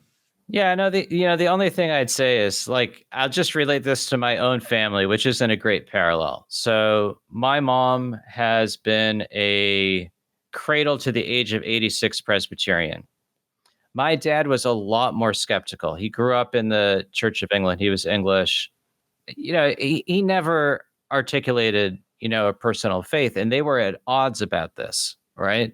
And, I had my own spiritual questions and experiences. Yeah, I mean, other than maybe trying to share some of that with my dad, the idea of solving it by founding our own church, that's a really unlikely way to go about it.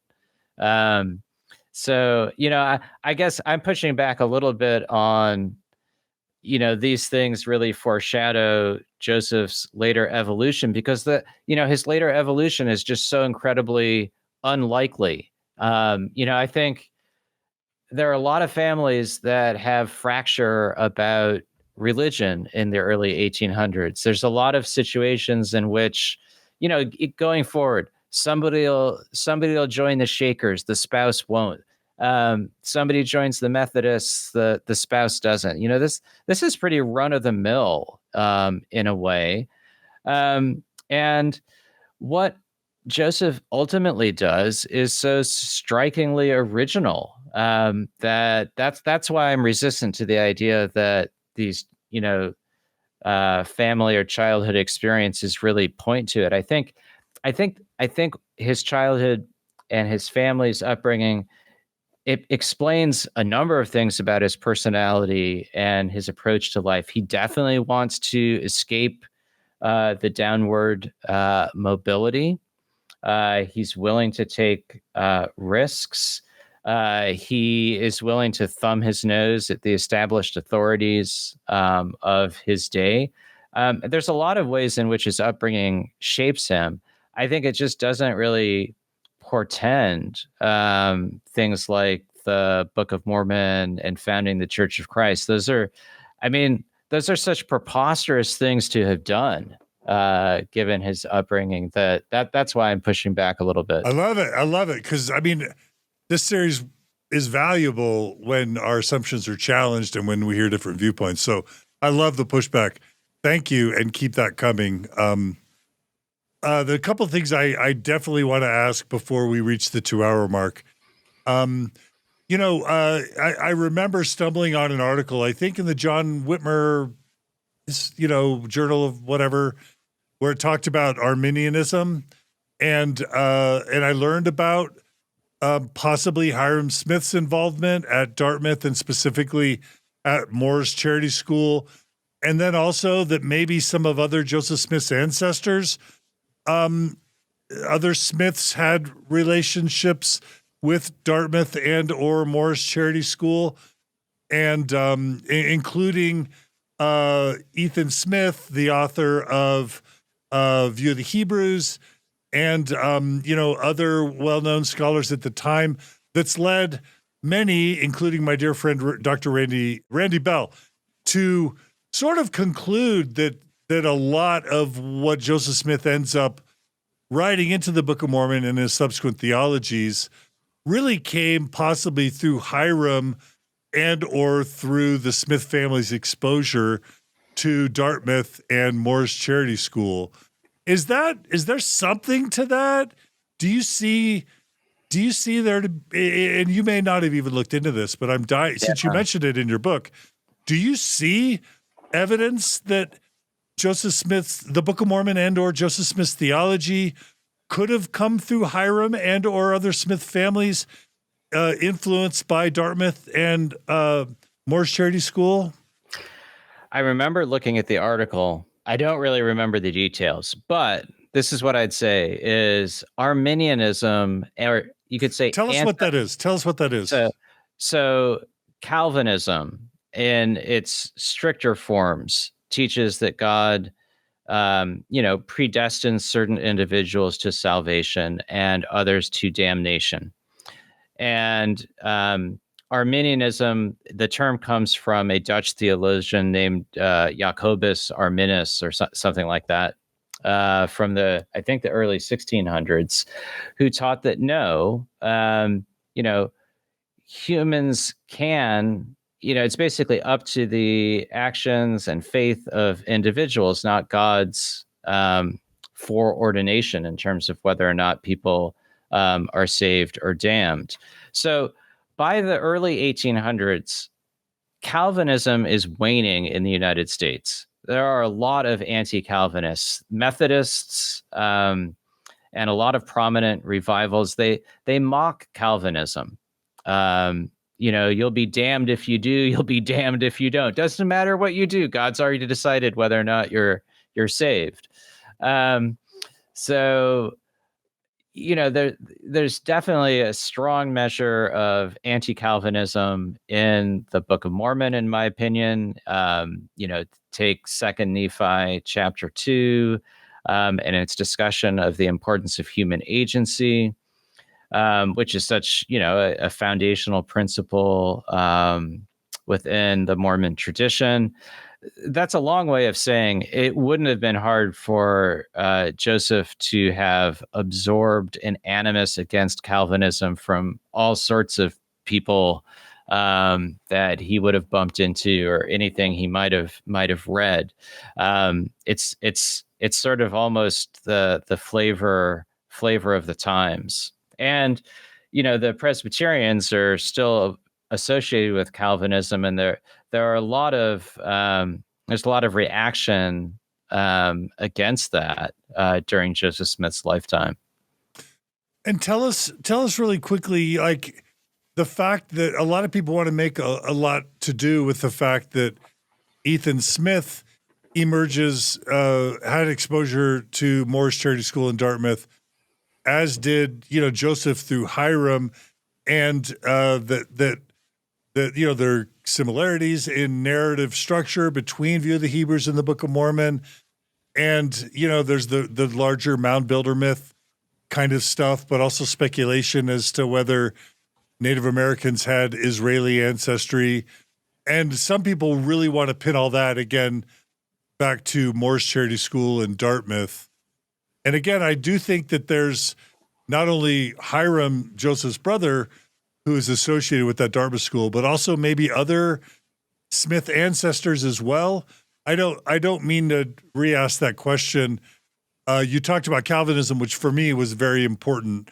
Talk a little bit more about Dartmouth and Morris Charity School, if that's even stuff you looked into. I mean, so I will say that I explored the parallel between View of the Hebrews by Ethan Smith and the Book of Mormon. I really looked into it more when I wrote the Brigham Young biography, so it's been a while. I'll say, yeah, I didn't find it persuasive as a clear source on the Book of Mormon.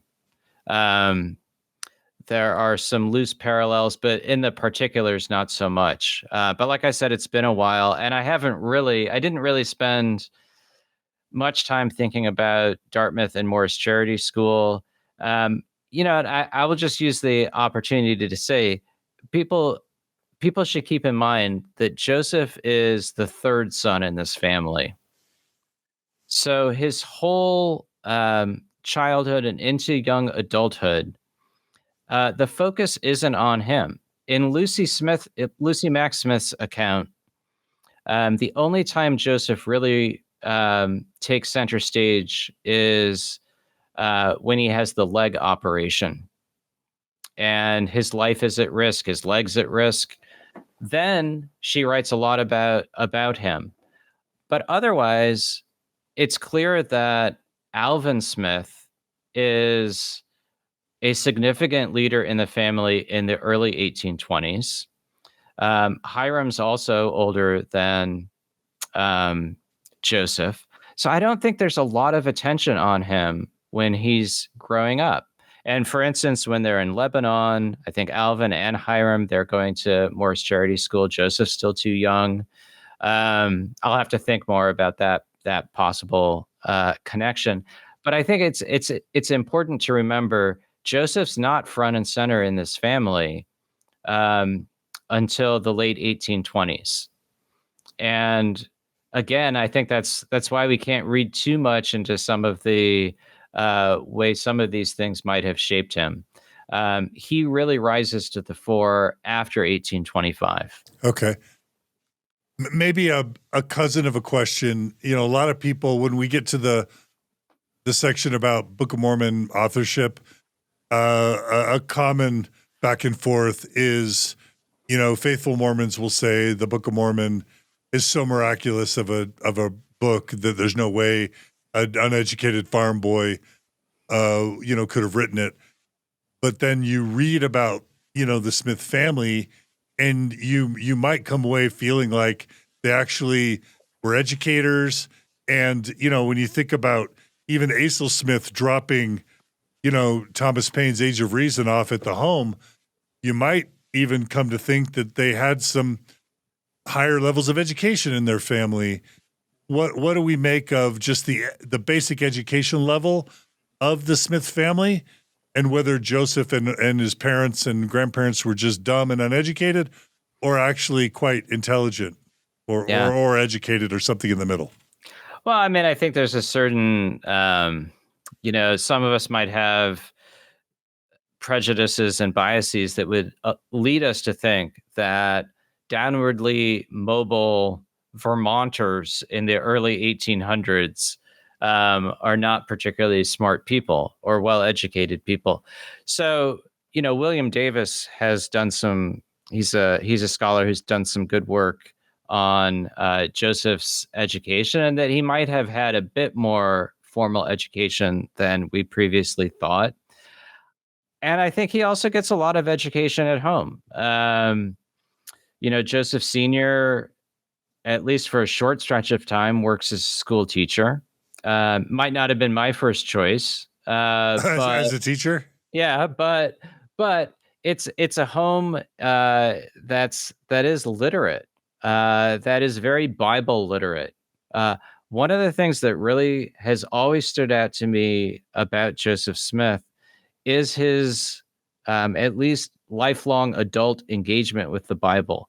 I mean, all of his writings, not just the Book of Mormon, his letters, his history. Joseph Smith translation, even Book of Yeah. Abraham and Moses. I mean, but just when he writes letters, they just drip with biblical allusions. And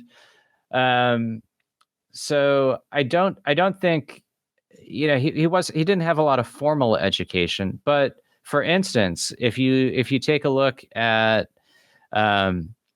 his handwriting and handwritten letters and compare those to, say, Brigham Young's, Joseph seems a bit handier with the pen. Well, what do you mean? I mean, I guess we all have the impression that Joseph Smith was was so close to illiterate, at least in terms of writing, that he always had to have a scribe. And then you read what he wrote, and again, he's much more eloquent verbally than he is in written form. So I had no idea that Brigham Young was actually worse of a writer than Joseph. But also, a second part of that question, why wasn't Joseph a great writer if his dad was a teacher and if his brother was studying at Dartmouth?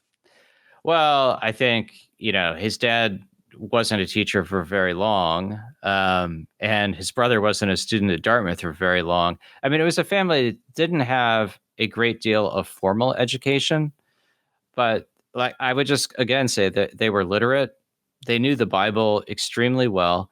Joseph's writing is rough. He complains about his lack of ability with language, but at the same time, I think his, if you look at his his letters to Emma, for instance, they're not polished, but they're also not crude. They're very expressive. They drip with biblical language and allusions. So I guess what I would say is to lean too far in either direction wouldn't be accurate. To say that Joseph was totally uneducated, barely literate, that's not true. Joseph was well educated, extremely well read. That also wouldn't be true. I would say he mostly gets a home education. He has some formal education. He, at least parts of the Bible, he knows inside and out. So I don't know. It's all maybe that's less typical for the early 1800s than it would be today. I think we would think these days, you're either get a lot of education or maybe you're uneducated. He occupies, a different sort of space. Does that make sense? Yeah, totally. Okay. Couple more questions. I don't know if the name Kathleen Melanakis means anything to you. She wrote a book about kind of Joseph's ancestors being involved in counterfeiting. And I think that book had very much mixed reviews, but there's also, if I'm remembering right, there's some indication, and we'll obviously cover this when we talk about Joseph Smith's treasure digging, but I'm curious in terms of like getting into fraud or charlatan territory. Let's exclude maybe Joseph Smith Sr. unless, well, I guess the question I have is there any indication separate from the actual Rock in the Hat treasure digging that Joseph Smith Sr. was involved in? Is there any indication that there were strains of fraud or charlatan or illegal behavior in great-grandparents, grandparents, or even Joseph Smith's parents, during their downward kind of fall socially? That's a great question. I haven't read the book that you referenced, so I'd simply say I don't think so. I think that, perhaps they're the victims of fraud, right, with the Ginseng debacle. Otherwise, they're just scraping by. Lucy seems to have been economically diligent, a bit entrepreneurial. Joseph Sr.'s energies seem to be spent almost by the time you get into the 18 teens. I don't think he ever really recovers from that financial setback. I'm not aware of any, solid suggestion that um, Joseph Sr. or other ancestors are engaged in counterfeiting or fraud. Doesn't mean they weren't. I don't know about it. Okay. The other thing that kind of really comes through in your biography and in others is just how much the Smith family was the victim of tragedy, whether it's deaths or disease or financial calamity. Would you say that kind of tragedy really frames the Smith household? And if so, talk about it. So, great question. I mean, they do very much seem just stalked by poverty. So, at least as Lucy narrates it, they are the victims of being swindled in connection with the ginseng. And then the way she narrates it, they're just about getting semi-prosperous again when the whole family has that bout with typhoid fever that leads to the dramatic operation on Joseph's leg. So that seems to be, sort of a tragic setback. And then as we push into the 1820s, the way she narrates it, the loss of the Farmington farm also is a bit tragic, along with Alvin's death. I mean, I wouldn't say that for the most part, these are incredibly out of the ordinary tragedies in the early 1800s United States. There are, most families, they have children that don't survive to adulthood. And, in a very general sense, humans at a young age were much better acquainted with death than Americans are today. Lucy's own religious sensibilities are shaped through the fairly young deaths of two sisters. So they have they have their share of tragedy. Um, and, I do think that downward mobility that they can never quite overcome, that leaves a very deep imprint on Joseph. I think it does seem pretty clear to me that as he grows up, he doesn't want his parents' lives. Yeah, that makes sense.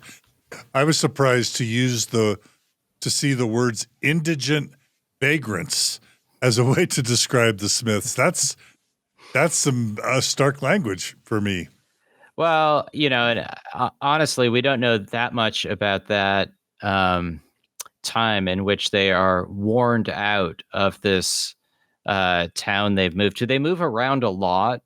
I don't mean that they're vagrants in that sense, but that they sort of always have to move on and try to find a new opportunity. I don't know that they get this notice. Maybe it's in Norwich. I think I don't know if Dan Vogel was the first to unearth and publish it.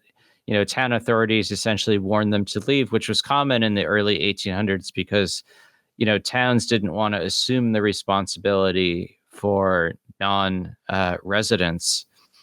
And they do end up leaving soon after that. There's that year without a summer, which is caused by that volcanic eruption in Indonesia. And that's when the family decides to move to Western New York State and start over again. And again, that's another thing that Joseph, I think, takes away from his upbringing is you can always start over. If you have a debacle, um, you don't just wallow, you don't sit around and regret. You strike off somewhere new and you try to begin again and do better.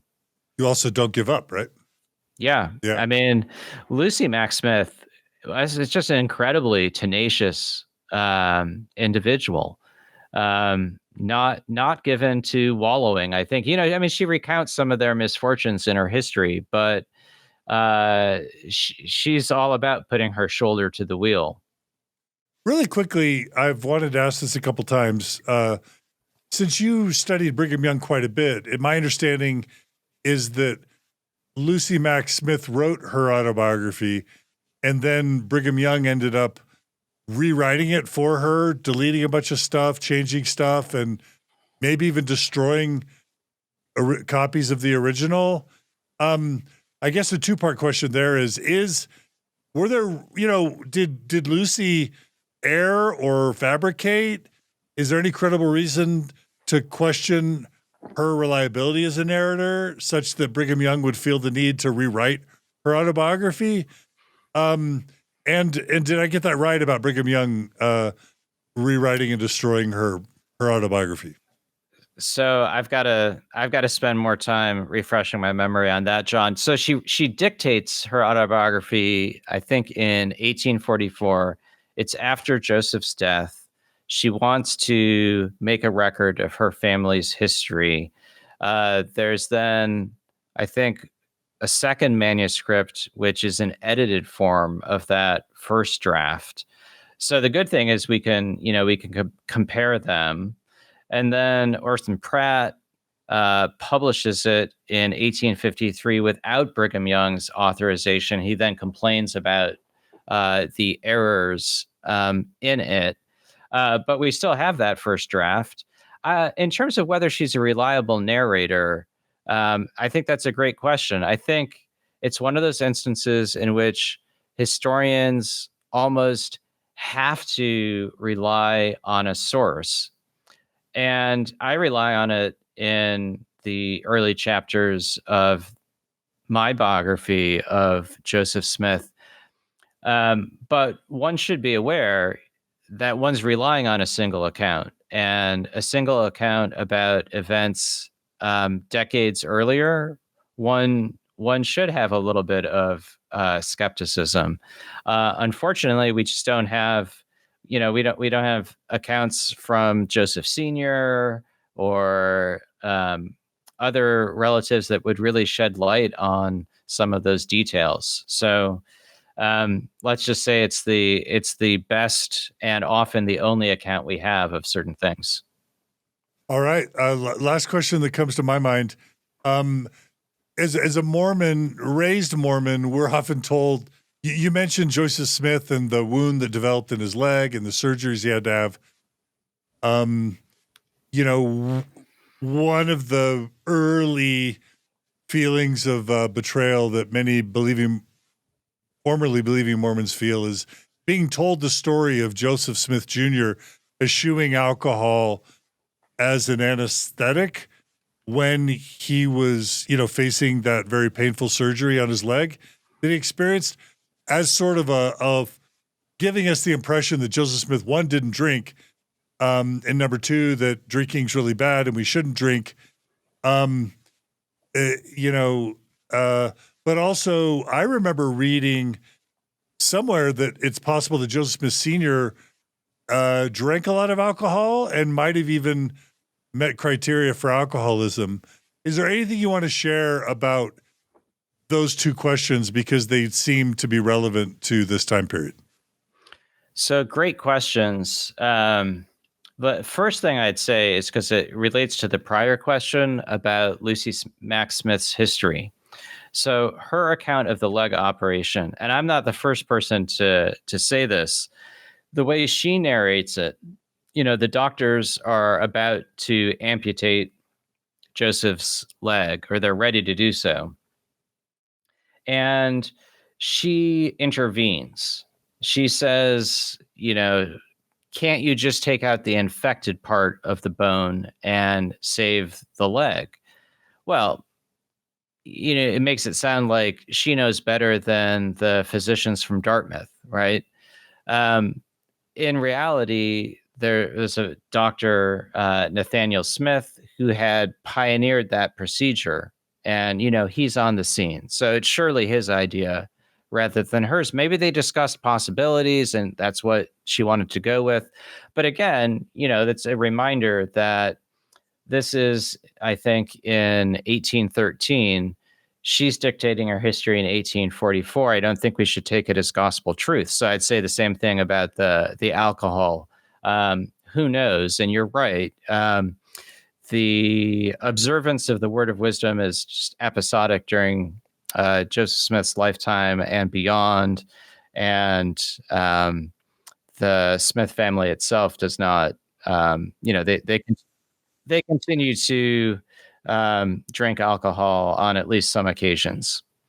In terms of Joseph Sr., there's a statement from him. I think it dates to Kirtland, 1834, 1835, where he comments that some of the time he's been out of the way from wine or something like that. Acknowledgement that at least at times his drinking has been excessive. Now, whether we can conclude from that he would meet a contemporary definition of an alcoholic, I think, who knows?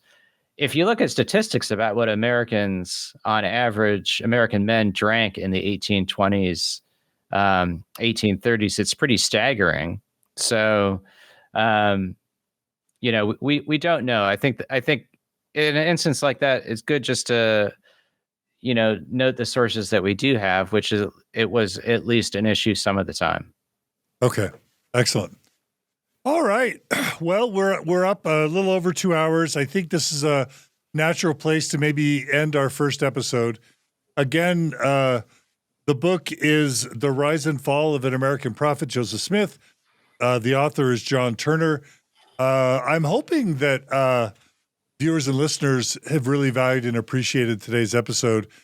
Is there anything you want to conclude with today in terms of, chapter 1 or things leading up to it, or just the authorship of this book, and any preview we might want to offer about what might come next? John Turner. Well, I just think where we stop today, we're looking ahead to visions and plates. So I'm excited. Okay. All right. Well, I'll just say, John Turner, that I've really loved today's conversation. I really, really appreciate you spending a couple hours with us. That's a lot of time, because I know historians really value their time, because it takes a lot of time to do good research. So I'm just going to please encourage everyone to go buy this book. There's a link in the show notes, in the description. Please buy it. Buy it for friends. Pre-order it if you're listening to this before it's released. Let's make this book international bestseller and a New York Times bestseller. I love to sell good historical books on Mormon Stories podcast. So please buy this book. And we've provided a link in our description and show notes. So please buy it. Thank you, John Turner. And we really look forward to having you back. Thanks, John. Looking forward to the next time. And again, your email is, if people want to email you directly, jgturner52@gmail.com. Okay, we'll include that in the show notes. We also want to encourage our viewers and listeners to subscribe to this podcast. We will only be able to continue this series if you donate. We will be giving John Turner 50% of your donations, and then the rest is going to go to my time, our staff's time, and all the production costs to run this podcast. So we will continue this series conditional upon your willingness to step up. It's really easy to donate, become a monthly donor to this series. You just go to donorbox.org/Joseph Smith, all one word, and sign up to be a monthly donor. $10 a month, $20 a month, $50 a month, $100 a month, whatever you can afford. It's tax deductible in the U.S., and we're a nonprofit, and we promise to release weekly episodes on Joseph Smith, not just with John Turner and this book, but also we hope to have other people on the show and cover other topics, and just make it a multi-episode series so that those who want to understand Joseph Smith's life and evaluate his truth claims and his credibility and his sincerity, can do so in as objective and as neutral as a position as possible. So please donate if you want to see this continue. Please comment and please email us. You can email me at mormonstories@gmail.com. You can email John Turner. You can email us both. We would love your feedback, your questions. If you disagree with things we said, if you want to correct us, John, I'm certain that you welcome and appreciate corrections, questions, etc. Am I right? Absolutely. Yeah. Yeah, that's the fun part. All right. So please challenge us, correct us, call us to repentance. We welcome and appreciate that. And most importantly, please join us again. This podcast is going to be made available not only on the Mormon Stories podcast feed on YouTube, Spotify, and on Apple and everywhere else, but also we plan on releasing this series, Joseph Smith, the podcast, as its own podcast, as its own Spotify, Apple podcast, and as its own YouTube playlist. So for those of you who don't want to deal with the Mormon Stories content cluttering up the feed, you can just binge watch or binge listen to these episodes in a dedicated Joseph Smith podcast feed. So remember that as well. That's all I have today. Thanks again, John Turner, for joining us. Thanks for this great book. I look forward to covering it more. And thanks to Julia, Maven, Brooklyn, and everyone who helps us at the Open Stories Foundation. And mostly thanks to our donors that make all of this possible. We couldn't have even launched this episode without the great work of our donors. So thanks again, everybody. Take care. Be good to each other. Be kind to each other. And we'll see you all again soon for hopefully another episode of Joseph Smith, the podcast, and of Mormon Stories podcast. Take care, everybody.